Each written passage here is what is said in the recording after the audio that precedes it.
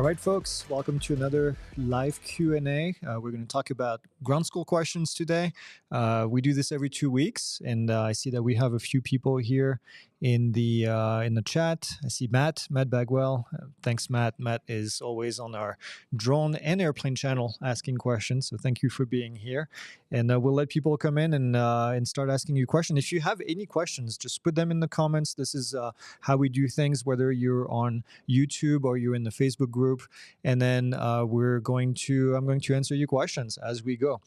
We actually spent the entire day reading FAA regulation today. I sat down with Jason and we went over a draft FAA Reauthorization Act that we found. And so for those of you that know FAA, every so many years, it changes every time, but it has to be reauthorized to do their job. And it goes through what's called a Reauthorization Act. I've been through several of these throughout my career. And the latest one is supposed to happen this year in 2023. So at the moment, it's still a draft document that we have. But once the final version is live, then what we're going to do is we're going to go over and give you a video of the synopsis of everything that's being proposed. So in that document, this is where Congress tells the FAA what they're supposed to do. And we saw that several years ago on the drone side, for example. They came up with Part 107. When this was all mandated in the FAA Reauthorization Act, that's when the people above the FAA tell them, hey, this is what you need to do. And this is always an interesting read.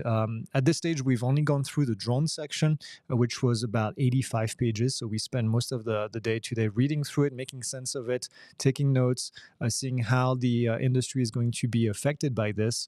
And then we're going to move on to the airplane section next, and then to the UAM section as well. That's urban air mobility. And so there's quite a few things in there to understand. We always have several windows open, looking at old regulation, new regulation, what's being proposed and what's changing, and a lot of oohs and ahs every once in a while about some of the proposed changes. So I think it's going to be really interesting. But we'll let you know when we see more changes on the airplane. The airplane side of things doesn't seem to be changing nearly as much as the drone side.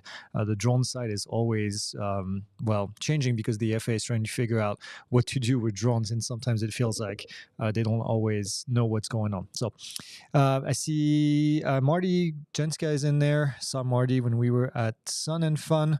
That was cool to meet him in person. I know Marty's been with us for a long time doing his instrument with us. So let's see. Matt says, since I only fly drones, can you explain the Part 61 and how it relates? I see it mentioned in coordination with getting Part 107. That's a great question, Matt. So the regulation for drones is under Part 107, as you know. The regulation for airplane is under several different sections, so several different parts. Part 61 is the regulation that talks about certification of pilots, manned aircraft pilots. So if you wanted to become a private pilot, a commercial pilot, to fly an airplane, a helicopter, a balloon, whatever it is, that regulation, those requirements are going to be found under Part 61. And then there's another part that you might hear every once in a while. It's Part 91. Part 91 is the rules and the regulations for airplane flying. So some of these rules actually go into the drone side as well sometimes. So you might see Part 91 being referred on the drone side as well. But mostly it's going to be, Part 107 for drones, Part 91 for airplanes. That's the equivalent. And then Part 61 is just to become a pilot. LED International says hello in there. Let's see. We have... He says, I passed my Part 107 with your course. Now I'm studying for the private pilot course. That's awesome. When should I register for the actual flight school? That's a question we get quite a bit, actually. Flight school should happen... let's put it this way. Flight school can happen anytime you want, but I would recommend that you do about 25% of the ground school, and then you start to fly. The reason I said to do it this way is because you'll get some knowledge, some basic knowledge that's going to help you in the airplane when you start flying. And then as you go through the airplane and you come back to do the ground school at the same time, you're going to have knowledge that you have from the airplane that's going to transfer to the ground school portion as well. Now, with that being said, we see people doing the entire ground school all at once without ever touching an airplane, take the exam, and then get in the airplane. And there's nothing wrong with that. Okay.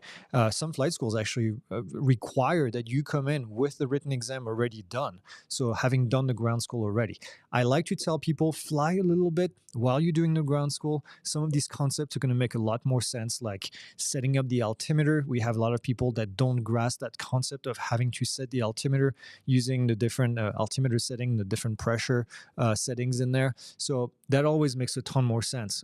Sometimes I talk about correcting for the wind. It's going to make a lot more sense if you have a few hours under your belt as you do this. So, yes, I would recommend at least 25% group. That would be my preferred route. If there is one way to do it, I think the best would be to do about 25% of the ground school, and then get some of that under your belt. Go fly, start your flight training. I also teach you in the course how to find a flight school. And then from here, do both of them at the same time. Take your written exam. I would say around your first solo. That's always kind of a good target. But if you do it a little bit later, that's fine as well.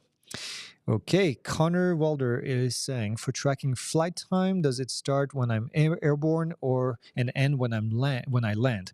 No, the flight time is going to be based on what's called a Hobbs time on your aircraft, and the Hobbs time starts as soon as the engine starts and it stops as soon as the engine stops. So make sure that you write down the Hobbs time for your aircraft, and that's what you're going to log in your logbook. And when you do that, again, this is one of those things when you start flying, it's going to make a lot more sense. The instructor is going to look at the Hobbs time before you start, write down the final time, and then you make the difference, and that's how long the flight was. Also, I need to add this. There's also what's called a TAC time. The TAC time is more designed for the maintenance side of things. The TAC time only starts ticking when there's a certain amount of RPM, of oil pressure going into the system. So the TAC time is always going to be a little bit shorter, about 70-80% of the Hobbs time. The Hobbs time is what you want for logging. Marty is saying, even though I've landed and transitioned through Class Charlie, I'm always confused on the rules when flying over Class Charlie. Marty, over Class Charlie is really no different than anywhere else. If you're not inside of Class Charlie, chances are you in Class Echo airspace in 99% of the cases, unless that Class Charlie is right underneath the Class Bravo, which I know a few airports where that's the case. But yeah, essentially just follow the rules of whatever airspace you're in. So if there's no other type of big airspace around it, it's going to be Class Echo airspace. So just fly in there following the rules of Class Echo, which is really, you don't need to talk to anyone per se. I'd recommend that you do talk to someone in this case, but in most cases, that's where you're going to be. So those are good questions on the airspace side of things. I'm going to take a look at the live Q&A here on the Facebook group. We tend to go live typically in two different places, and I want to make sure I don't miss anybody's comments going on in here under the video, because sometimes I go back and then I realize that people have been leaving comments somewhere else and I don't see them. I don't see it in this case. So, okay, Ali is on the Facebook group. Hi, Ali. Make sure you let us know if you have a question. Okay. I think I caught up to the questions so far. So if you have more, please put them in the comments, and then I'll answer those. We've been itching to go fly. Actually, we were at the airport a couple days ago. We're doing what's called a deep dive course. Now, if you're on the drone side of things, you know what our deep dive courses are. We take a drone and we go in full detail about that drone. It's like a user manual in video format. We take the drone, we tell you all the features, we tell you how it flies and how to fly it, how to set it up. And we are doing the same thing on the airplane side of things now. So we're going to have a deep dive for the Cessna 172. And we've been working on this for a while, since this winter, actually. And we're finalizing the edit right now, and we should have it published very soon. And the cool thing is that it's going to allow you, if you've never flown a Cessna 172, you'll be able to watch this course. And it's going to be free, by the way, just like the other deep dives that we do at Pilot Institute. And you'll be able to take this course and learn about the system, learn about the actual aircraft, the flight controls, the inside, the checklist. So we went to the airport and we recorded the checklist to get to do the pre-flight inspection. So we did a full in-depth pre-flight inspection, and then we started the engine and show you how you follow all these checklists. So that was kind of fun and kind of itching to get our airplane back, our Diamond or DA-40. It's getting painted right now in California, and we were all saying, man, this would be nice to go fly today, but at the moment we can't, or at least not flying our airplane. Have to rent something. LED International says, how strict are the requirements for first class medical certification? I'm somewhat concerned since I am 50 years old and take high blood pressure medication. Yes. So my question would be, do you really need to have a first class medical certificate? First class is only required if you're going to be exercising the privileges of an airline transport pilot, so ATP. At 50 years old, I don't know if that's your goal. I'm not going to say it's a little bit old to be there, but there's a 65-year-old requirement, a retirement requirement. So chances are you don't need a first class medical certificate. If you only plan to fly recreationally or with your private pilot, all you need is a third class medical certificate. And high blood pressure is definitely going to be an issue, especially for first class. So if you don't need the first class, don't take the first class, because then you don't have to worry about doing all the exam and potentially failing, which means that then the paperwork has to go through the FAA and it's all that. So if you don't need it, don't do the first class. If you only need to be a private pilot, all you have to do is a third class. If you only need to be a commercial pilot, maybe you want to fly commercially, make some money, then you need a second class medical certificate, but that's it. So just keep that in mind. Marty says, thanks. I've gotten conflicting responses. Some were saying you need contact approach even when flying above. I generally skirt around KGAC. I don't know what that is, where that is, but when I fly my hometown of KHEG. No, there's no requirement no communication requirement for flying outside of class Charlie airspace on above. So, Jacksonville. Okay. Marty is in Jacksonville. Does it look bad for us if we don't log ground lesson at the flight school and we do all the ground training online and score high on the written? No, it doesn't look bad at all. A lot of students do that. Actually, we've trained, I think it's close to 15,000 people now in the private pilot ground school. And all of them successful. They get great score. The only thing that your flight school cares about is that you come in and that you're prepared for your flights. A lot of flight instructors don't want to do ground lessons because they want to be up in the air building flight time. So if you show up and you're prepared, personally, if I were a flight instructor today and you show up and you're prepared, love it. We just do a ground lesson. I ask you a couple of questions. You can explain to me all the concepts. And then we move on and we go back in the airplane and we go fly, which is where flight instructors want to be. So no, not a problem at all. The only thing I would mention is that if you are going to do an online ground school, ours or anybody else out there, and you go to a Part 141 flight school that has their own Part 141 ground school, and I know it gets confusing there. Some flight schools have Part 141 approval. They only have flight school approval, flight training approval under Part 141. That's most of the schools in the country. These schools use a Part 61 ground school like ours in order to do the training for their students. Some flight schools, very few of them in the country, have both a flight and a ground syllabus that was approved under Part 141. If that's the case, it's typically at universities that have a university program and a flight program. These require that you do the ground school with them unless you come in with the written exam already done. So in some cases, you can get credits. Some of you know that I used to work at FIT, Florida Institute of Technology, or Florida Tech as it's called today. And at FIT, we allowed people to come in with a written exam done, and then we would give them credit for our Part 141 written exam. So for the Part 141 ground school. So in this case, that was, again, like I said, very, very few schools do that. But if you go to one of those flight schools, make sure you understand what their requirements are. But no, in most cases, you can take any ground school you want, get the training done, save money for your ground lessons. This is something that's so underrated. Some people say, well, why should I just do the ground school? Why can't I do that with my instructor? And the reason is you do want to do that with a ground school, because what happens is that you get, like 35 hours, 35 hours of ground school with us, for example. That's what is in the private pilot ground school. 35 hours of that ground school is $250. So you do the math, it turns out to be $7-8 an hour. If you're going to do those 35 hours of ground school with your fly instructor, that's going to be $70 an hour, right? So 10 times more. So you're going to end up paying over $2,000 in ground school right there just to do one-on-one with your instructor. So not worth it, quite frankly. So do all the training that you can online with the ground school.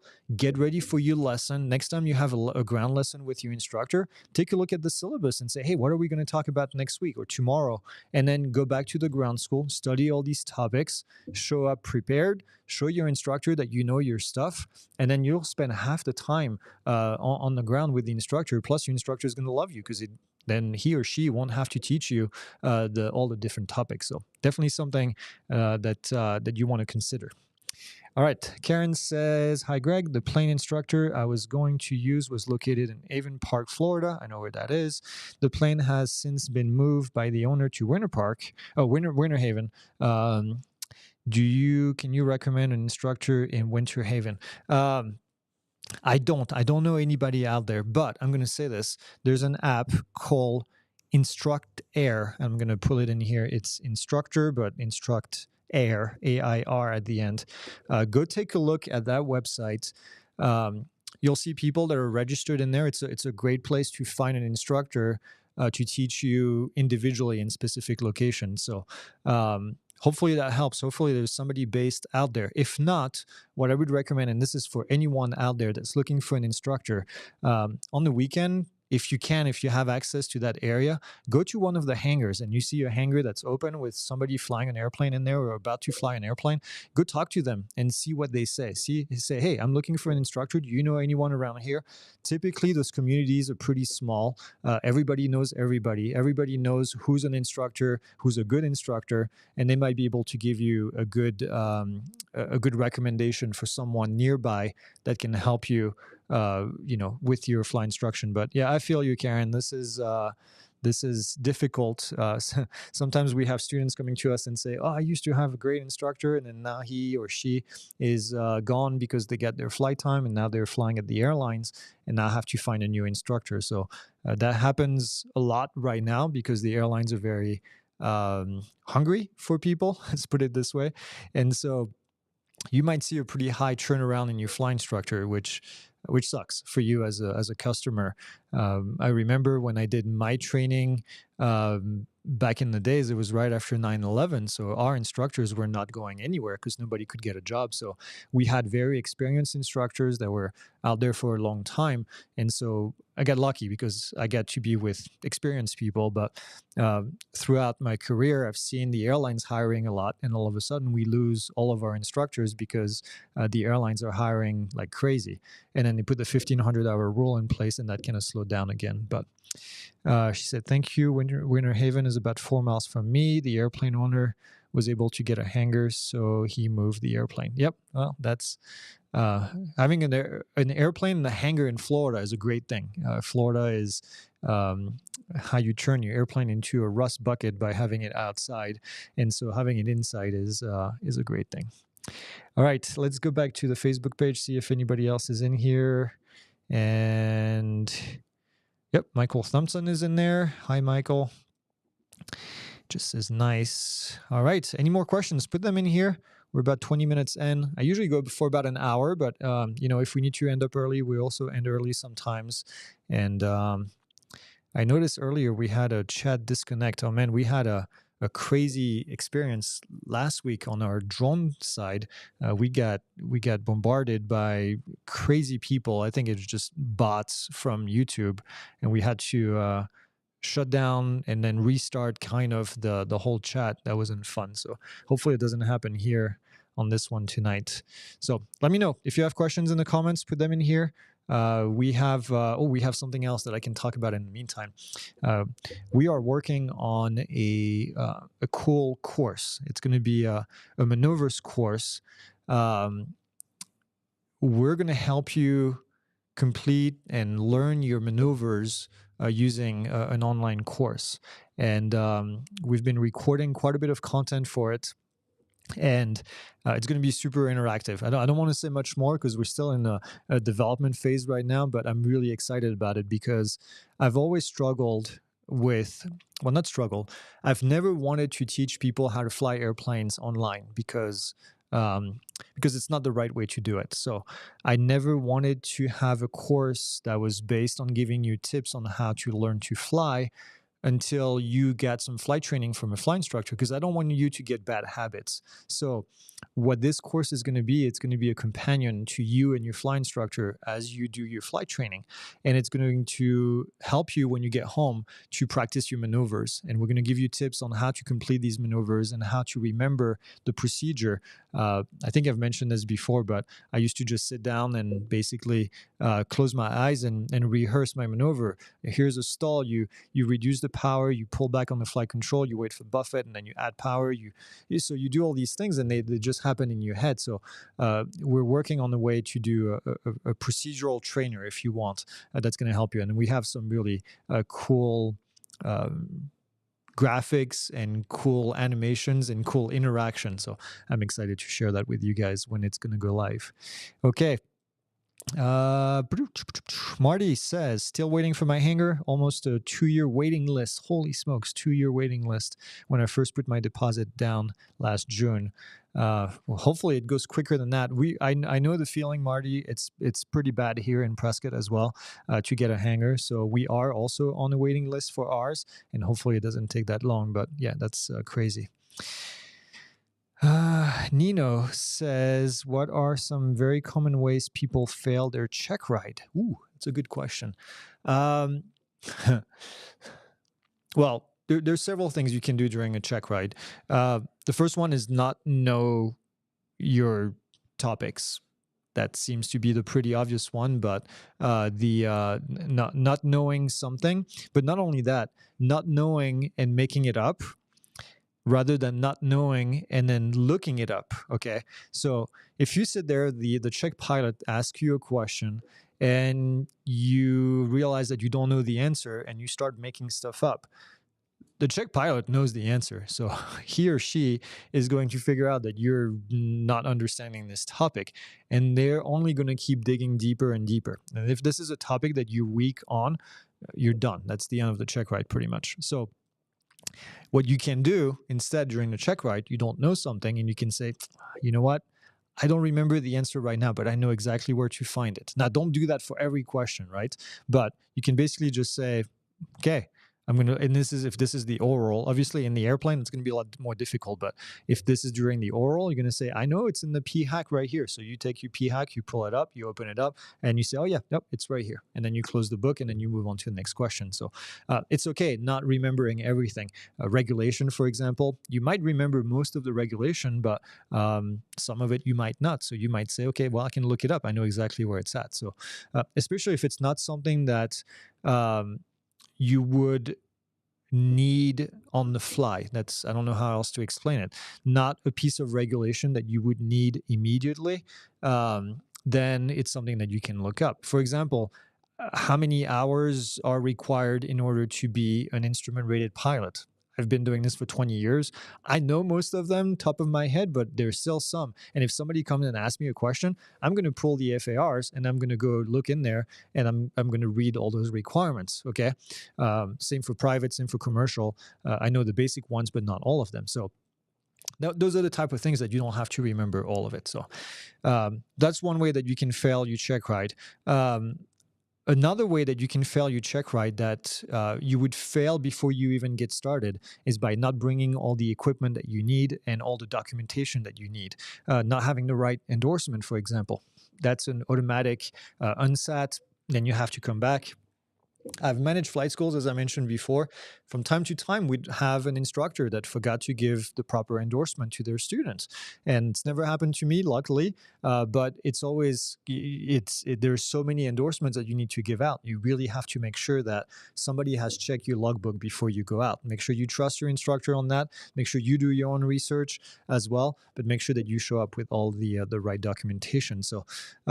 I would say those are probably the two biggest things. Now, we do have a course actually on this. I'm not here to sell you courses. I know you guys are students, but um, we have a check right course, and we just added new content to it as well, where we have scenario based training where you can go and practice answering questions, and then you can get three different answers from three different students, and then pick which one you think is the closest one to the right answer, and then we give you feedback after this. I think there's 27 questions total, and then three students giving you three different answers each time. So there's a lot of information available right in here, and I would highly recommend it. We start the course with a DPE, a designated pilot examiner, a friend of mine from Florida, who gave us all the things that he sees people failing on when he does check right. So he gives you all these tips. So I think it's a great resource, quite frankly, and I would highly recommend that you get in there.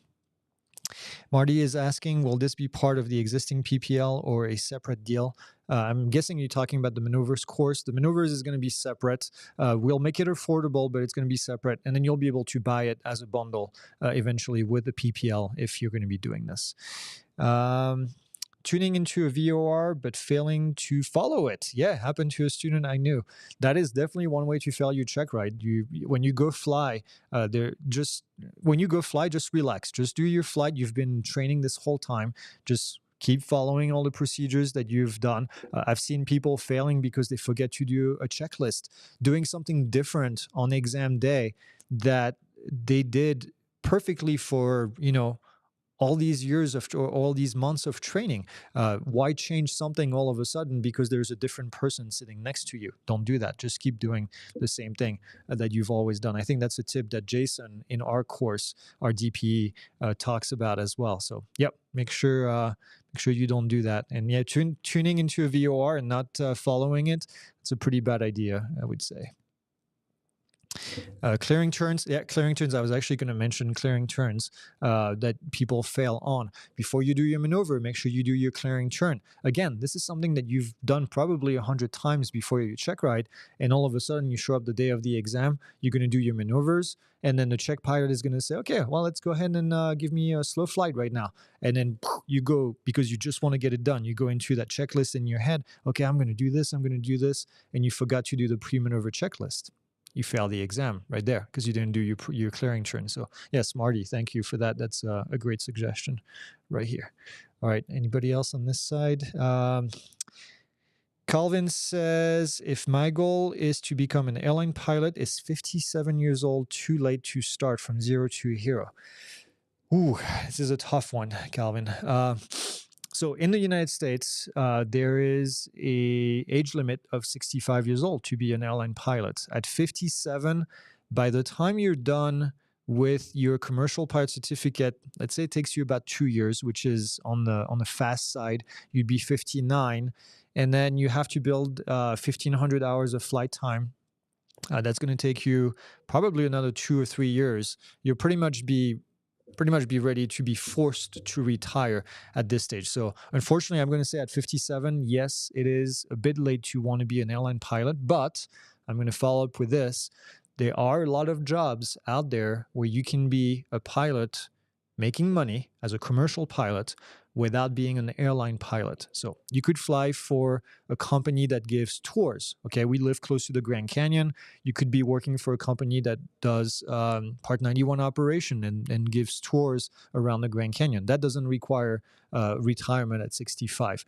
You could be a flight instructor for one of mine flight instructors was like in his 60s and was amazing because he had done that for a long time and had great patience and great wisdom.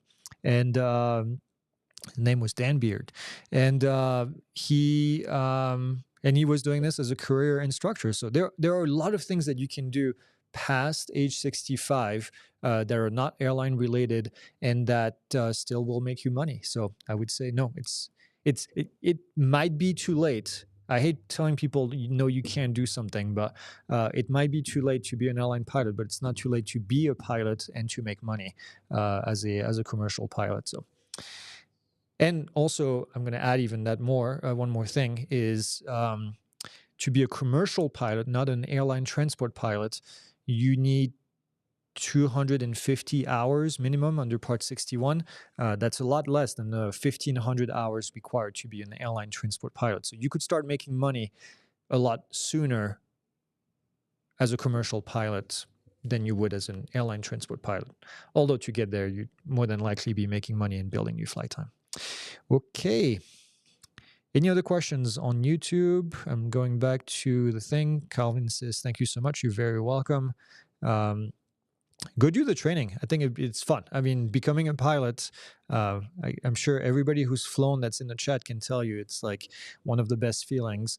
Doing your first solo, if you've done your first solo, you know what I'm talking about. It's just this amazing feeling of all of a sudden you're flying this airplane all by yourself, and such a big accomplishment. So something that you'll remember for the rest of your life. I remember my first solo like it was yesterday, and I remember my first student that I sent for a solo just like it was yesterday. His name was Dave Senker. He's a writer now. Kept touch with him. Great student, extremely knowledgeable, and he still remember his first solo, because it's also a big deal for you as a flight instructor to let somebody that you've trained go out without their training wheel. You get off the airplane, they drop you off on the side of the taxiway. At least back in the days, that's how we did it. And then you stand right next to the taxiway sign on the side of the runway, and you watch them go up and come back down and hope that everything goes well for them. It's definitely as stressful as it is for the student. It's as stressful for the instructor, but what a great feeling when they do this. Matt says, how long does it generally take to get your pilot license? And if you want to fly small prop airplane, how long it takes really depends on how much time you're going to commit to it. I like to think about it in terms of flight hours, okay? It's about, realistically, about 60 hours of flight time total. And think about each of your flight is going to be between an hour and an hour and a half. So then from here, you have to decide how many times you want to fly per week. And so if you fly 3 times a week, you're going to get probably 3 to 4 hours on average every week under your belt. That's assuming that the weather is pretty good, that you don't get cancellation for weather, cancellation for maintenance, that you don't get sick, that your instructor doesn't get sick, that you don't do ground lesson, because you're going to have to do some ground lessons as well. So all in all, I would say a realistic time for the average person that's not doing this full time is probably 6 months to a year. And some of you can comment in here how long it took you or how long it's been taking you to do all your training, but 6 months to a year. And on top of it, think about you have to do ground school as well. Our ground school is 35 hours long, but most students that go through the ground school are going to study at least that much, at least another 35 hours on top of it. So now you're talking about 70 to 80 hours of ground training time total. So you have to fit that into your schedule as well. So it's not a small undertaking. It's not rare to see people doing it over a year, sometimes even more. I've had students that would fly twice a week. And I've had students that would fly 5 times a week. It really depends on their motivation and on their schedule. Some people have a life. And I know, Matt, I think you've got a business. You probably have a family as well. And so all that needs to be taken into account. LDD says, so if someone is in their 50s, is it better idea to train for a helicopter pilot as opposed to an airline pilot? Good question.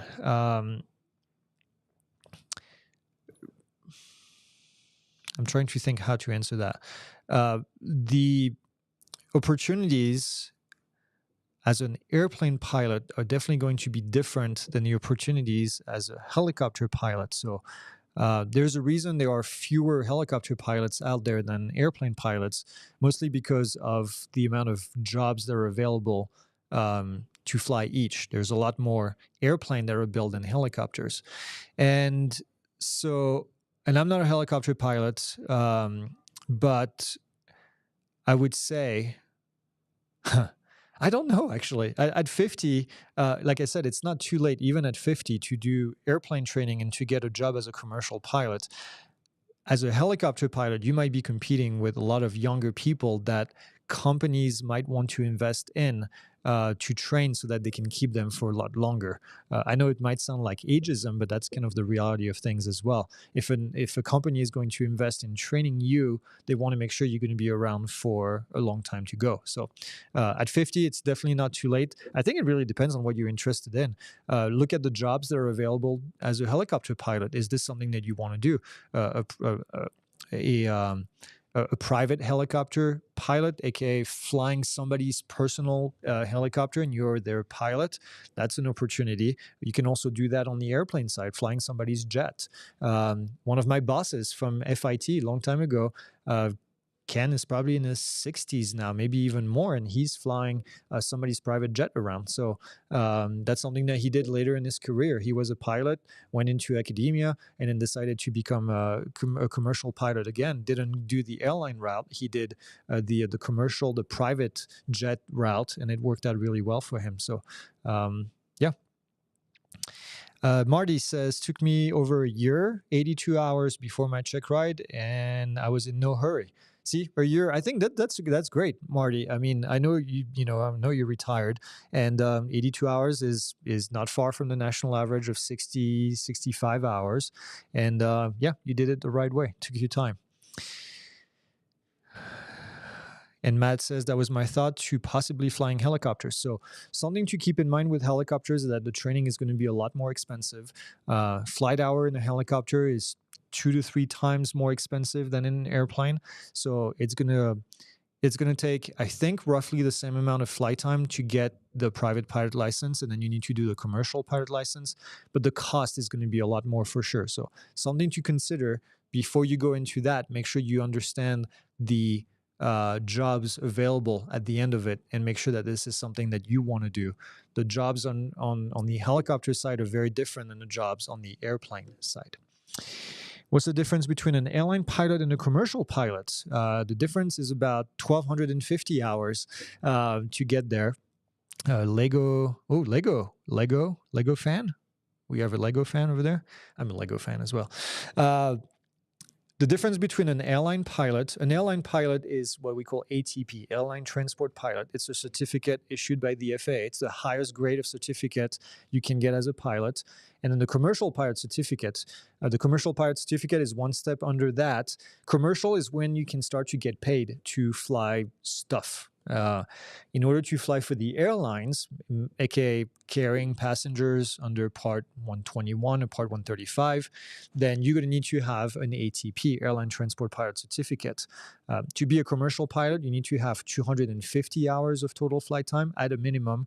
To be an ATP, you're going to need to have 1,500 hours, 1,500 hours of flight time.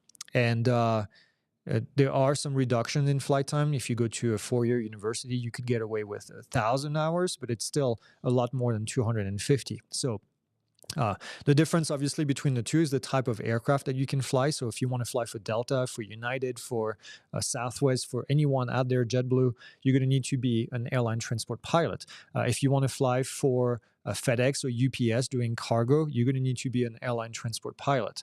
You're also going to need to have a first-class medical certificate, which is more complex to get, requires better health than being a second-class medical certificate that you need for a commercial pilot certificate. So, yeah, those are the difference between the two. The end result is the airline world is going to pay more for a slightly different type of work, where you're going to fly much larger aircraft with a different type of schedule as well. I am the Poppy Seed says, what's your opinion on Part 61 versus 141? Ooh, I love that question. We can go for a while on that. Part 61. Part 61 Part 61 and Part 141 are two different sets of rules under the Code of Federal Regulation 14 CFR. Part 61 is the basis set of regulation to get a pilot certificate. All pilot certificates in the United States are issued under Part 61. So you get what's called a Part 61 pilot certificate. At one point, the FAA created a set of rules for flight schools. And they said, hey, listen, I know we have these minimums here. To be a commercial pilot, you need to have 250 hours. To be a private pilot, you need to have 40 hours minimum. But we're going to create a separate set of rules and say that if you apply and you give us a curriculum, and that curriculum makes sense because it's organized, it's lesson 1, 2, 3, 4, and the students have to complete every single lesson in here one after the other in that specific order, and it's very structured, then we're going to allow you to issue a certificate with less hours than under Part 61. So, for example, at the commercial level, some flight schools have approval to do commercial with 190 hours of flight time instead of 250 hours. And the reason the FAA agreed to that is because in order to qualify for those minimums, you need to follow that syllabus very specifically, lesson 1, 2, 3, 4, all the way to the end. You need to do every single item in here, and it's very organized and very strict in a sense. So now that I've defined this, my thought on the difference between the two. My thought is that for private pilot and even for instrument rating, there is no real reason to pick a Part 141 school if you're looking for the minimums, because the minimums for private is 40 hours under Part 61. Some flight schools have an approval for 35 hours under private pilot, but the national average is 60. And I've been doing this for 20 years. And if you ask me how many times I've seen somebody get a private pilot license under 40 hours, it fits in one hand. Literally, it fits in one hand. I've seen about 5 people total be able to do this. So under private pilot, it doesn't make a difference. Now, with that being said, an instrument is kind of the same way. For commercial, it makes a big difference between 190 hours and 250 hours. That's a big difference. That's 60 hours. And in most cases, if you're a good pilot, you can get your commercial done in about 200 hours or less. And so in this case, if that's what you want to do, find a Part 141 school, and then you might be able to get your commercial done quicker with fewer hours. Now, there's a bit of a caveat to this. In some cases, Part 61 schools don't use an organized syllabus, which means that the instructor shows up and say, oh, today we're going to work on this. Today we're going to work on this. I personally prefer to do training based on a syllabus. Even if it's under Part 61, I'd love to have a syllabus that I can follow and say, hey, today we're going to start with this. And then tomorrow we're going to build on to what we just learned, and we're going to keep on building. But I also want to be able to skip some of these items because you're doing really good as a student, and I don't need the Part 141 organization to force me to stay with that syllabus if you're doing good. I want to be able to skip to something else because going down the line, we might get to a section where you're not doing so good, and I can use these hours right here to get you to work on that and then build, your experience specifically on that topic. So long story short, I think you need to find a flight school that provides a training that's organized and that works for you. If it's private pilot and it's Part 61 and they follow a syllabus and this is how you learn, then go for it. If it's Part 61 and it's just an instructor providing you training and you like less organized structure and it works for you, then that's fine. And if you want to go Part 141 to do private pilot, that's fine too. There's nothing wrong with that. I worked for 2 flight schools that did Part 141 training. I've seen a lot of students come through that had previous experience, for example. Then we put them in the Part 61 training, and then they're able to do all of their training a la carte, if you want, and basically learn and focus on the things that they were missing. And that's it. That's really the bottom line. Bottom line is find something that really works for you. And when you get to commercial, there I would recommend finding a Part 141 school because it has the potential to reduce your number of hours. And if it doesn't, you might still get to 250 hours of total training, and it would be the same as Part 61. You didn't lose anything in this case. Okay. All right. I didn't realize. Okay. Can you recommend a good flight school in Anchorage, Alaska? Oh, man. I wish I knew. We have an instructor there that used to work for us here in Arizona, Ashley, and now she works in Alaska in Anchorage, and I cannot remember the name of her school. Otherwise, I would tell you to go and check it out. They fly Cessnas if that helps, but probably not. Go visit. This is Stanislav. I say go visit. Go take a look at those flight schools. If you go into the private pilot ground school that we have, I have tips on how to help you choose a flight school. So go in there, find that out, ask those questions, and then see which one makes you feel good. And if you end up in a school that has a short kind of redhead girl in there named Ashley, that you're in the right place. You say hi on our behalf. And Angel Aviation, is that where she works? I have no idea. It's bad. She was at Sun and Fun with us.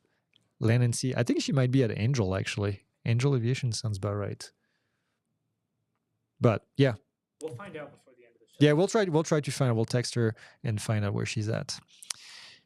Joe Roa says, is it true that the FAA removed questions with multiple calculation and interpolation?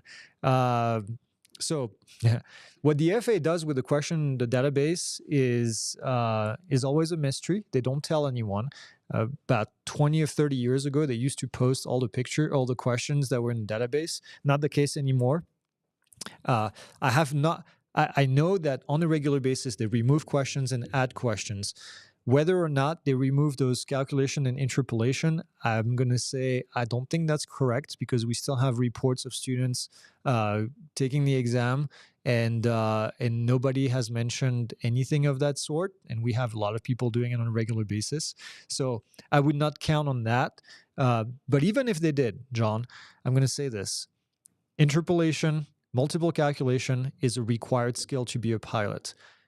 It will be on your check ride. It will be on a day-to-day basis when you fly. So get used to those skills, even if it's not on the exam. Okay. Matt says, have you guys heard of any Mid-Atlantic meetups or shows you guys will be at? Nope.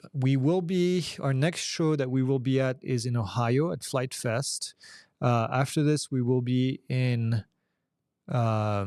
we'll be at Oshkosh, Wisconsin for AirVenture. That's going to be a whole week of funness. And then we will be in Vegas for Commercial UAV Expo. That's a drone show. And then we'll be in Colorado for another show as well. That's kind of the end of the rest of our year this year where we're going to be. So, okay, let's go back to Facebook, see if, I see some in here. Is it true? Okay. Gerald is saying, after instruments, I'm jumping into multi-engine commercial. In your opinion, is that workload too heavy? Should I do multi-engine, then commercial? Oh, I see what you're saying. No, I don't think that's too much, quite frankly. Instrument is pretty difficult. Once you get out of instrument, you'll find that I think the commercial side of things is a lot easier. Commercial is nothing more than private pilot on steroids. It's private pilot with a bit more knowledge. Okay, so if you have a good base for the private pilot, the commercial side of things is just going to be the same knowledge, a little bit of added regulation just because now you're commercial pilots, but all the rest of the knowledge is going to be mostly the same. So weather is still the same. Your cross-country planning is still going to be the same. Now, as far as multi-engine is going to be challenging because the airplane is faster. You have an extra engine that you need to worry about. And Gerald, tell me what airplane you're going to be flying in. And then you're going to have to learn about VMC, which is the minimum controllable speed of the aircraft, and learn how to handle that. But the flight school that I was at in Florida at FIT, right when I left, we started offering commercial multi-engine initial, which is what you're trying to do, getting your commercial pilot certificate in a multi-engine as your initial certificate. And then we did a single engine add-on after that. And I know Embry-Riddle here in Prescott does the same thing. So a lot of their students go through commercial multi-engine initial and then do a single engine add-on. So I don't think it's a problem at all. I think you'll do just fine. And yeah, enjoy flying that multi. That's that flying the multi is really cool, and it's you'll learn a lot of cool things. And then after that, basically just do so the question then is, do you want to do a single engine add-on, or do you want to keep your commercial certificate with only multi-engine? And I'll give you two different perspectives here. I know some flight schools decide to only do some flight schools only decide to only do multi-engine, and some students say, I don't need the commercial single engine on the side because I want to go to the airlines and all they require is a commercial multi. I think it's a little short-sighted, and I'll tell you why. Because you're going to need to build flight time at one point. And when you build your flight time, you can become a flight instructor, build your flight time, or you can go and find a job as a commercial pilot. A lot of jobs out there are flying commercially a single engine airplane. And when you fly that single engine airplane, you're going to need to have a commercial single engine, not just a private pilot single engine. So I would say I highly recommend that you do multi-engine initial, if that's the way you want to do it, and then do a single engine add-on to your commercial pilot certificate so that you have that in your pocket to build flight time in the future. It's always something available. He says, no specific plane yet, but more than likely a multi-engine Piper. Yeah. Multi-engine. I did my training in a Piper Seminole, loved it, especially if you're at lower elevation, below 4,000 feet above sea level, would be my recommendation. Ashley's flight school is Fly Around Alaska. There you go. I said it. Somebody found out. Jason, I think, found out about it. Best single engine aircraft to buy under $100K for fun. Woo! I should bring Tom on here. Tom has been looking at airplanes to buy. Best aircraft. You know, quite frankly, I mean, you're not going to touch a Cessna 172 with $100K, unfortunately, right now, unless it's very, very old. I would look into an old Piper, Piper Cherokee, either with the Hershey bars, the smaller, we call it Hershey bar wings, the Hershey wings, the smaller wings. You can try to look at a tailwheel aircraft, depending on what you want to do. We've been looking at tailwheel aircraft with big wheels, kind of daydreaming. But yeah, you can still find some of these. Yeah, like I said, a Cessna is a good, 172 is going to be hard to find at that price range, but you can probably find a pretty good Piper out there. There's some home built that are available out there, an RV something, RV6, or that's home built, that's experimental. You might find a used one around that price range as well. What else? Yeah, that's true. An Aeroprat would be a smaller engine that's built in somewhere in Europe, Eastern Europe. Russia or Ukraine. It's not Russia, but yeah, it's somewhere out there. And that's Aeroprat KT at the end. And these are brand new for, around 80 to around 90 grand. So might be something you want to look at. It's fun. If you're looking for fun, that aircraft is fun. It's slow. It's lightweight. I think it's a light sport, considered a light sport. It's got a small engine that's going to be easier to maintain. You can take the doors off and you can fly this thing with the doors completely open. And so, yeah, that's actually a great recommendation, Ethan. It's Czech. That's right. Czech Republic.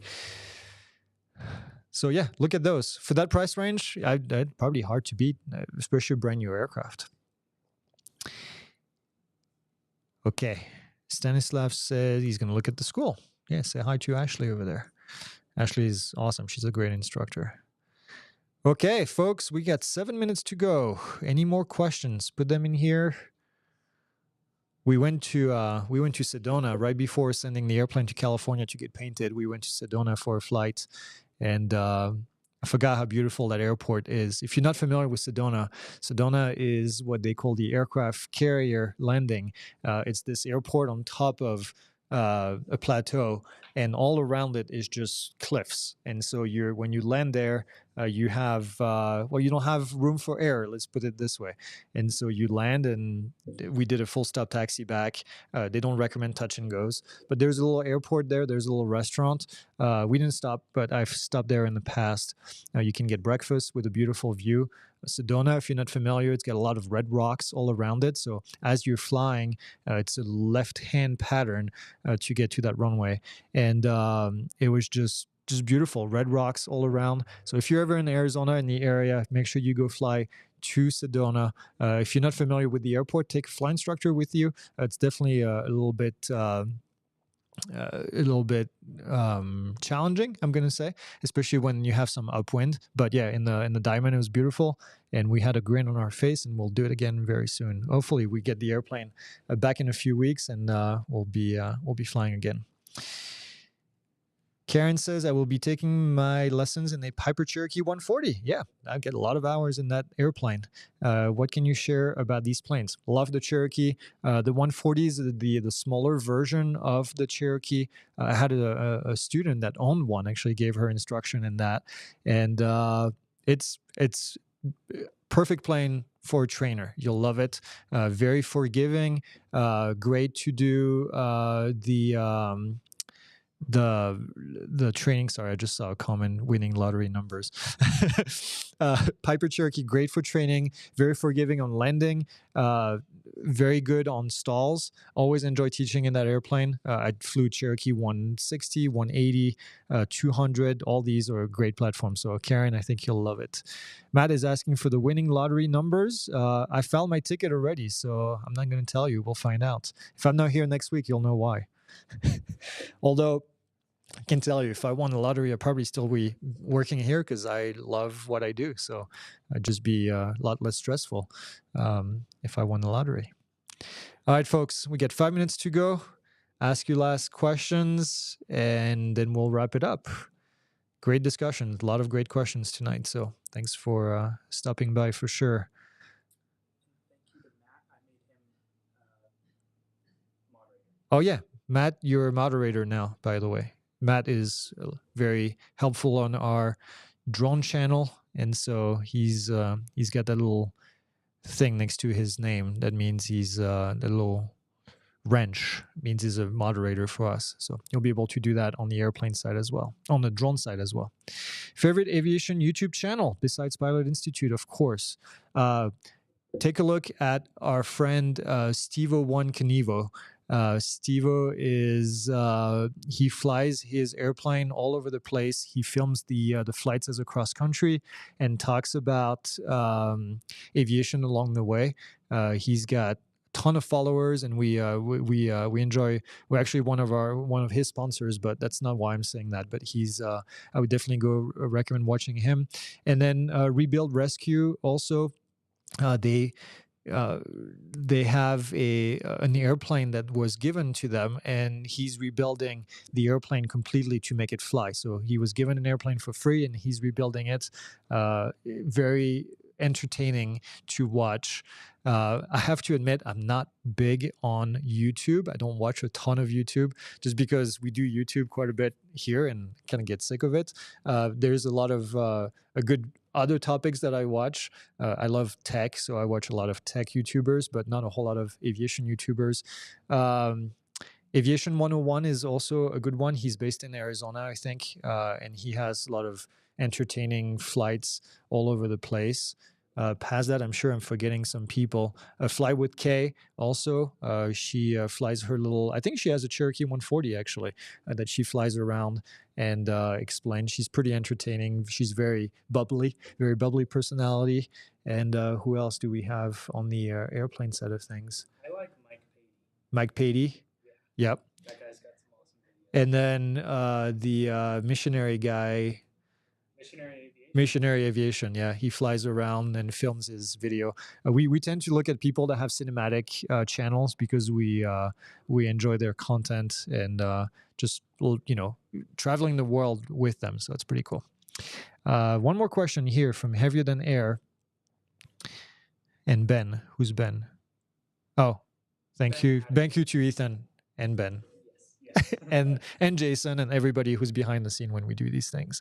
I have a question. How was your first check ride like? Also, any tips to handle the stress the night before? Ooh, that's a good question. My first check ride was with Cindy Bourne. Cindy Bourne was the DPE. This was in Melbourne, Florida, and she was actually very relaxed. So it really helped me to go through. You know, I've never been a big stressor for these because I always trained hard and I always believed in hard training leads to good outcomes. So I would say the night before, don't study. And I know this is going to sound weird, but don't study. Watch a movie, do something that's going to take off your mind off the thing. Now, obviously, do your cross country planning, do all these things during the day. Go to bed early, get a good night's sleep, watch a movie, whatever helps you to fall asleep, except drinking. Don't drink before. I know some people like to fall asleep that way, but don't do that. But yeah, go in there with kind of a fresh mind. Wake up early in the morning, watch your weather again. Make sure it hasn't changed too much or get an update because the check pilot is going to ask this. And then just go in there, relax, and I think you'll do great. So just remember, you've done all this hard work to get here. It's a matter of just converting now. It's like imagine you going to run a marathon and you've trained for like all these weeks and you know you can do the distance because you've done all the training. It's the same thing here. You're getting in, you've done all the studying. There's only so much you can cram the night before, so don't do any last minute cramming. You should be ready by then. If your instructor said that you're ready, you're ready. So don't overdo it. Okay. All right. Well, I think folks, I'm going to check on. Yep. The Facebook, no more questions here. It's 5 o'clock here, which means it's time for us to go have a beer. No, go home. And we'll see you guys in 2 weeks. Next week, we'll be on the drone channel. If you're not familiar, we do have a drone channel as well. So go check that out. Just go Pilot Institute. And we do a lot of cool content. And in the meantime, fly safe, learn a lot, and come back in 2 weeks and ask your questions. We'll see you then.